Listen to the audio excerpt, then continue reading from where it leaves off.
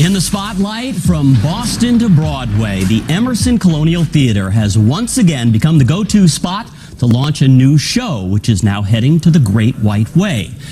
A Beautiful Noise, the Neil Diamond musical, opens at the theater later this month. And as WBZ's Paula Evans shows us, its stars and director tell us there's no better place to bring the show to life. I think Boston's, audiences are super smart and they're discerning. Michael Mayer won a Tony for directing Spring Awakening, but for him, putting this new musical together at the Colonial is a dream come true. I haven't made anything here before, so I'm really loving every minute that I can be in this building. I just think it's my favorite theater in the country for sure. Stars Will Swenson and Linda Powell agree. It's gorgeous. My mouth dropped on it when I walked in here the first time.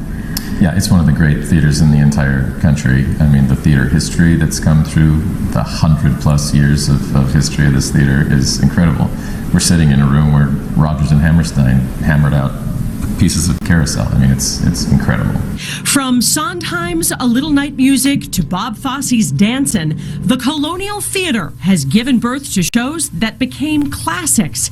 Since its 2018 renovation, 3 big productions, Moulin Rouge, David Byrne's Utopia, and Plaza Suite, have all gone from the Colonial stage straight to Broadway. Now, A Beautiful Noise is set to follow in their footsteps. So why Boston? You've got sophisticated audiences who can give you the feedback you need to kind of shape the show and figure out what's working and what's not. Neil Diamond's very beloved in this town, so that seemed like a no-brainer for this particular show. Swenson, a Tony nominee, stars as Neil Diamond in the musical, which will feature all the songs we know and love.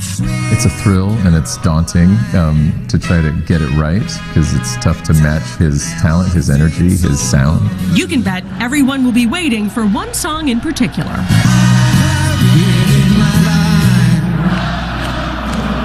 Where Sweet Caroline lands in the show and how we're presenting it, I think will be delightful to the crowd. But the songs are only a part of what could make the show a success. It has such an emotional center. It's a really human story, and it's told so creatively. I think it's gonna touch people. And Mayer says bringing the show to life here makes it even more special. When I die, that's what I want my view to be, from the stage, looking at the Colonial Theater. I love it so much.